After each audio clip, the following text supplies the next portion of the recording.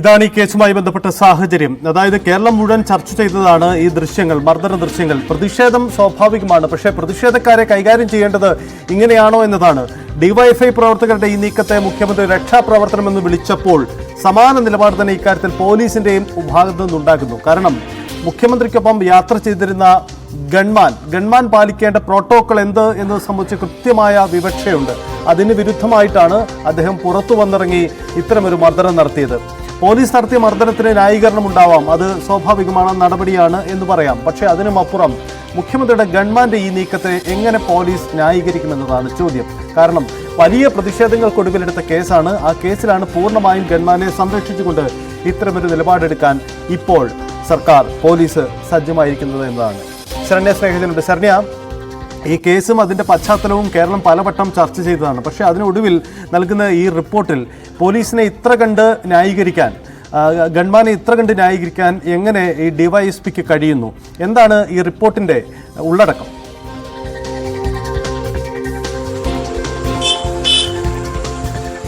സജിത്ത്, നമുക്ക് ഇതിനകത്ത് കൂടുതൽ അത്ഭുതമൊന്നും തോന്നാനില്ല. കാരണം നവകേരള യാത്ര നടന്ന ഘട്ടത്തിൽ ആലപ്പുഴയിൽ നിന്നാണ് ഏറ്റവും അധികം ഈ രീതിയിലുള്ള, അതായത് പ്രതിഷേധിക്കുന്ന ആളുകളെ കടന്നാക്രമിക്കുന്ന ഒരു രീതി ഏറ്റവും കൂടുതൽ സജീവമായി തുടങ്ങിയത്. അതായത് ആലപ്പുഴ കഴിഞ്ഞ ഡിസംബർ 15-ന് നവകേരള യാത്ര കടന്നു വന്ന ദിവസമാണ് ഈ അക്രമ സംഭവങ്ങൾ ആലപ്പുഴയിൽ അരങ്ങേറിയത്. അന്ന് പ്രധാനമായും ഇവർ ഇത്തരത്തിലൊരു പ്രതിഷേധ പരിപാടി നടത്തുന്നതിനായി KSU യൂത്ത് കോൺഗ്രസ് പ്രവർത്തകർ സജ്ജമായിരുന്നത് SB കോളേജിനടുത്ത് കളറുകോട് ഭാഗത്തായിരുന്നു. എന്നാൽ അവിടെ നിന്ന് മാറി രണ്ട് പ്രവർത്തകർ ജനറൽ ആശുപത്രി ജംഗ്ഷന് സമീപം മുഖ്യമന്ത്രിയുടെ വാഹനം കടന്നു പോകുന്ന ഘട്ടത്തിൽ അവിടെ പ്രതിഷേധം നടത്തുന്നു. KSUവിന്റെ പ്രവർത്തകൻ തോമസിനൊപ്പമുള്ള മറ്റൊരാളും ചേർന്നാണ് ഇത്തരമൊരു പ്രതിഷേധത്തിലേക്ക് പോകുന്നത്. പിന്നീട് ഈ പ്രതിഷേധത്തിലേക്ക് ഇവർ പോകുമ്പോൾ ഈ രണ്ട് പ്രവർത്തകർ മാത്രമാണ് ആ സ്ഥലത്തുള്ളത്.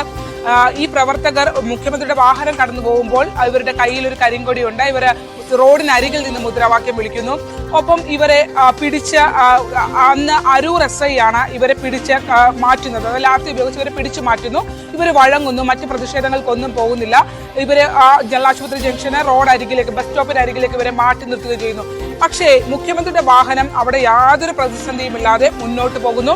വാഹനം നിർത്തേണ്ട സാഹചര്യം വന്നിട്ടില്ല. ഈ വണ്ടി കടന്നു പോകുന്നത് നമുക്ക് ദൃശ്യങ്ങൾ കാണാം. പിന്നീട് നമ്മളെല്ലാവരെയും അത്ഭുതപ്പെടുത്തിക്കൊണ്ടാണ് തൊട്ടു പുറകെ വന്ന മുഖ്യമന്ത്രിയുടെ സുരക്ഷാ ഉദ്യോഗസ്ഥർ സഞ്ചരിച്ചിരുന്ന വാഹനം, അതായത് അനിൽ കല്ലിയൂറും ഒപ്പം തന്നെ സന്ദീപും അടക്കമുള്ള 4ഓളം സുരക്ഷാ ഉദ്യോഗസ്ഥർ സഞ്ചരിച്ചിരുന്ന വാഹനം പെട്ടെന്ന് നിർത്തുന്നു. അതായത് മുഖ്യമന്ത്രിയുടെ വാഹനം അതേസമയം കടന്നുപോയി കഴിഞ്ഞിരുന്നു അവിടെ നിന്ന്. ഈ വാഹനം നിർത്തി വാഹനത്തിന് പുറത്തേക്ക് ഇവർ ചാടി ഇറങ്ങുന്നു. ഒപ്പം ഈ പ്രവർത്തകരെ, KSU പ്രവർത്തകരെ അതിക്രൂരമായി ഇവർ ലാത്തി ഉപയോഗിച്ച് അടിക്കുകയാണ്. ലാത്തി എന്ന് പറയാൻ കഴിയില്ല, അതിനേക്കാൾ വലിയ വടികളാണ് അവരുടെ കയ്യിൽ ഉണ്ടായിരുന്നത്. ഇവരെ ആഞ്ഞടിക്കുന്നു. അതിൽ ഏറ്റവും പ്രധാനപ്പെട്ടത് ഇവരുടെ ഈ സുരക്ഷാ ഉദ്യോഗസ്ഥർ ആദ്യം അടിക്കുമ്പോൾ ആ അരൂർ SI ഈ സുരക്ഷാ ഉദ്യോഗസ്ഥരെ തടയുകയാണ്. അതായത് അനിൽ കല്ലിയൂർ വെള്ള വസ്ത്രമാണ് ധരിച്ചിരുന്നത്, ബാക്കിയുള്ളവരെല്ലാം ആ ഡ്യൂട്ടിക്കുള്ള കരിനീല വസ്ത്രമാണ്. പെട്ടെന്ന് അനിൽ കല്ലിയൂർ അടിക്കുന്നത് കണ്ട് മറ്റാരോ ആണെന്നുള്ള രീതിയിൽ ആ SI അത് തടയാൻ ശ്രമിക്കുന്നത്. ആദ്യ തടി SIയുടെ കയ്യിലാണ് കൊള്ളുന്നത്. പിന്നീട് അവർ തിരിഞ്ഞു നോക്കുമ്പോഴാണ് ഇടതുവശത്ത് നിന്ന് തലങ്ങും വിലങ്ങും സന്ദീപിന്റെ നേതൃത്വത്തിലുള്ള സംഘം യൂണിഫോം ധരിച്ച ആളുകൾ ഈ KSU പ്രവർത്തകരെ അടിക്കുന്നത്.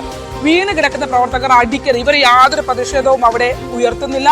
പോലീസിന്റെ കസ്റ്റഡി, ലോക്കൽ പോലീസിന്റെ കസ്റ്റഡിയിലേക്ക് മാറുന്നതിനുള്ള ഒരു പ്രതിഷേധവും ഇവരുടെ ഭാഗത്തു നിന്നുണ്ടായിരുന്നില്ല.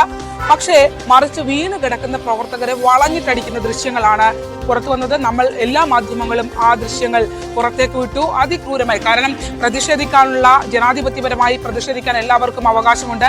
അത്തരത്തിൽ ജനാധിപത്യപരമായി പ്രതിഷേധിച്ച രണ്ട് യുവാക്കളെ ആയിരുന്നു ഇത്തരത്തിൽ വളഞ്ഞിട്ട് ആക്രമിച്ചത്. അത് അടിച്ചതിന് ശേഷം വാഹനത്തിലേക്ക് കയറുന്നതിന് മുമ്പ് ഈ ഉദ്യോഗസ്ഥർ വിളിച്ചു പറഞ്ഞത് നീയൊക്കെ സൂക്ഷിച്ചോ, നിന്നെയൊക്കെ എടുത്തോളാം എന്ന് പറഞ്ഞുകൊണ്ട് ആ ഓഡിയോ അടക്കം പുറത്തു വരികയും ചെയ്തിരുന്നു. എന്തായാലും ആ കേസിൽ ആദ്യഘട്ടം മുതൽ തന്നെ സൗത്ത് പോലീസ് ഒത്തുകളിക്കുകയായിരുന്നു.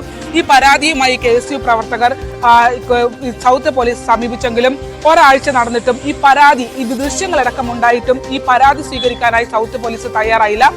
ആദ്യഘട്ടം മുതൽ തന്നെ പോലീസ് ഇതിൽ ഒത്തുകളിക്കുന്നു, മുഖ്യമന്ത്രിയുടെ ഗൺമാന്മാർക്ക്, പ്രബലന്മാർക്ക് വേണ്ടി ഒത്തുകളിക്കുന്നു എന്ന ആക്ഷേപം നിലനിൽക്കുന്നതിനിടയിൽ ഇവർ കോടതിയിൽ പോകുന്നു.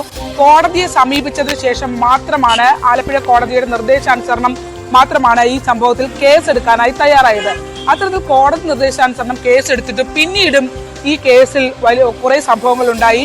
അതായത് പലതവണ ചോദ്യം ചെയ്യലിൽ ഹാജരാകാൻ വേണ്ടി സൗത്ത് പോലീസ് അവർക്ക് വിവരം കൈമാറിയിട്ടും ഈ അനിൽ കല്ലിയൂറോ അല്ലെങ്കിൽ സന്ദീപോ മറ്റു കണ്ടാൽ അറിയാവുന്ന സുരക്ഷാ ഉദ്യോഗസ്ഥരോ ചോദ്യം ചെയ്യലിനായി ആലപ്പുഴയിലേക്ക് എത്തിയില്ല എന്നുള്ളതാണ്. പല ഘട്ടങ്ങളിൽ അവർ മുഖ്യമന്ത്രിയുടെ പരിപാടികളുമായി ബന്ധപ്പെട്ട അതേ സമയം, അതായത് ചോദ്യം ചെയ്യലിൽ പ്രതികൾ എത്താത്ത സമയത്ത് ഇവിടെ പലതവണ അവർ പരിപാടികൾ പങ്കെടുക്കാനായി വന്നു പോവുകയും ഒക്കെ ചെയ്തു. അത്തരത്തിൽ നമ്മുടെ നിയമ സംവിധാനത്തെ മുഴുവൻ വെല്ലുവിളിച്ചുകൊണ്ടായിരുന്നു ആദ്യഘട്ടം മുതൽ തന്നെ ഈ കേസ് നിലനിന്നിരുന്നത്. ആ രീതിയിൽ അന്ന് നവകേരള മാർച്ചിനിടയിൽ മുഖ്യമന്ത്രിയോട് പലതവണ മാധ്യമ പ്രവർത്തകർ ചോദിച്ചു, ഇങ്ങനെ 2 ചെറുപ്പക്കാരെ ക്രൂരമായി മർദ്ദിക്കുന്നതിന്റെ സാഹചര്യം എന്തായിരുന്നു? മുഖ്യമന്ത്രിയുടെ ഗൺമാൻമാർ മുഖ്യമന്ത്രി ഇത് കണ്ടില്ല എന്നുള്ളത്, താൻ അത് കണ്ടിട്ടില്ല എന്നുള്ള നിലപാട് സ്വീകരിച്ചു. അതേ നിലപാടാണ് ഇപ്പോൾ ഈ കേസ് ക്ലോസ് ചെയ്തുകൊണ്ട്, റെഫർ ചെയ്തുകൊണ്ട് ആലപ്പുഴ കോടതിയിൽ ക്രൈംബ്രാഞ്ച് ഡിവൈഎസ്പി നൽകിയ റിപ്പോർട്ടിലും വ്യക്തമാക്കുന്നത്. അതേ മുഖ്യമന്ത്രിയുടെ വകുപ്പ് അതേ നിലപാട് തന്നെ അവരുടെ പ്രിയപ്പെട്ട ആളുകൾക്ക് വേണ്ടി അല്ലെങ്കിൽ അവർക്ക് സ്വാധീനമുള്ള ആളുകൾക്ക് വേണ്ടി ആ ഒരു രീതിയിൽ തന്നെ ആ റിപ്പോർട്ട് നൽകി എന്നുള്ളതാണ്.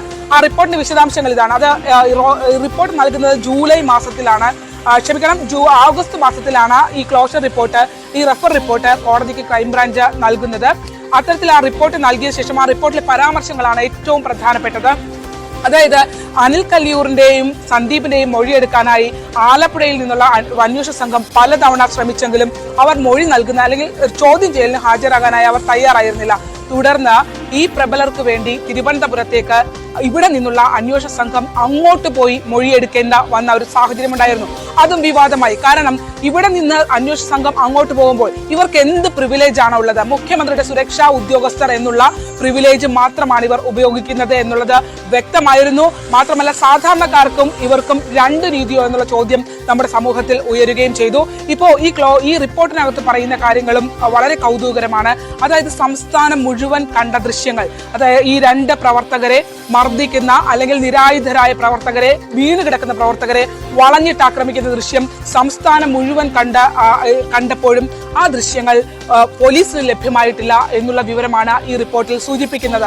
അതായത് ദൃശ്യങ്ങൾക്ക് വേണ്ടി മാധ്യമപ്രവർത്തകരെ സമീപിച്ചു, മാധ്യമപ്രവർത്തകരടക്കം നൽകിയില്ല. ഇവിടെയുള്ള എല്ലാ രാഷ്ട്രീയ പ്രവർത്തകരുടെ കയ്യിലും മാധ്യമപ്രവർത്തകരുടെ കയ്യിലും ഒക്കെ ഉള്ള ഈ ദൃശ്യം ഏത് മാധ്യമപ്രവർത്തകരെയാണ് ഇവർ സമീപിച്ചത് എന്നുള്ള കാര്യം വ്യക്തമല്ല. എന്തായാലും ഒരുമാതിരിപ്പെട്ട മാധ്യമപ്രവർത്തകരുമായി ഒക്കെ ബന്ധമുള്ള ആളുകളാണ്. ഞങ്ങളൊക്കെ പരസ്പരം ചോദിച്ചു, നമ്മൾ ആരെങ്കിലും ഇവർ കമ്മ്യൂണിക്കേറ്റ് ചെയ്തിരുന്നോ? ഈ റിപ്പോർട്ട് പ്രകാരം പറയുന്നത് പോലെ ഈ മാധ്യമപ്രവർത്തകരെ പോലീസ് കമ്മ്യൂണിക്കേറ്റ് ചെയ്തിരുന്നോ എന്ന് ചോദിച്ചാൽ ആരെയും കമ്മ്യൂണിക്കേറ്റ് ചെയ്തിട്ടില്ല എന്നുള്ളതാണ് വസ്തുത. മറ്റൊന്നാണ് ഏറ്റവും പ്രധാനപ്പെട്ട പച്ചക്കള്ളം. അതായത് ആ ദൃശ്യങ്ങൾ വളരെ വ്യക്തമായിരുന്നു. മുഖ്യമന്ത്രിയുടെ വാഹനം കടന്നു പോകുന്ന സമയത്ത് ഈ ചെറുപ്പക്കാർ ആ റോഡിനരികിൽ നിന്നാണ് പ്രതിഷേധിക്കുന്നത്. ഇവർ ഈ വാഹനത്തിന് വട്ടം പോലും കടന്നു വരുന്നില്ല. റോഡരികിൽ പ്രതിഷേധിക്കുന്നു, വാഹനം ഒരു പ്രശ്നവുമില്ലാതെ മുന്നോട്ട് കടന്നു പോകുന്നു. അവിടെ നിന്ന് സ്ലോ ചെയ്യേണ്ട സാഹചര്യം പോലും അവർക്ക് വരുന്നില്ല. ഈ വാഹനം കടന്നു പോവുകയും ഈ ചെറുപ്പക്കാർ അങ്ങോട്ട് മാറുകയും ചെയ്യുന്നു. അരൂർ എസ്ഐയുടെ കസ്റ്റഡിയിലേക്ക് ഇവർ മാറുകയും ചെയ്യുന്നു. അവർ അവിടെ ഒരു പ്രതിഷേധമില്ല, ഇവർ റോഡരികിൽ നിൽക്കുവാണ്. പക്ഷേ റിപ്പോർട്ട് പ്രകാരം വരുമ്പോൾ അനിൽ കല്ലിയൂറും സന്ദീപും കൊടുത്തിരിക്കുന്ന അവർ ചോദ്യം ചെയ്യൽ പറഞ്ഞിരിക്കുന്ന അല്ലെങ്കിൽ ഇവരെ ന്യായീകരിക്കാൻ വേണ്ടി ക്രൈംബ്രാഞ്ച് തയ്യാറാക്കിയ റിപ്പോർട്ടിൽ അവർ വ്യക്തമാക്കുന്നത് ഡ്യൂട്ടി നിർവഹിക്കുക മാത്രമാണ് ഈ 2 ഉദ്യോഗസ്ഥർ ചെയ്തിട്ടുള്ളത്. 2 ഉദ്യോഗസ്ഥർ മാത്രമല്ല, കണ്ടാൽ അറിയാവുന്ന ആ ദൃശ്യങ്ങൾ കൃത്യമായുള്ള മറ്റു സുരക്ഷാ ഉദ്യോഗസ്ഥരും മുഖ്യമന്ത്രിയുടേത് അതിനകത്ത് ഉണ്ടായിരുന്നു. ഇവർ ചെയ്ത കാര്യമായി, അതായത് ഈ KSU പ്രവർത്തകർ ചെയ്ത കാര്യമായി അതിനകത്ത് ഈ റിപ്പോർട്ടിൽ പറയുന്നത്, ഇവർ ആദ്യം പ്രതിഷേധമുയർത്തിയ ശേഷം മുഖ്യമന്ത്രിയുടെ വാഹനം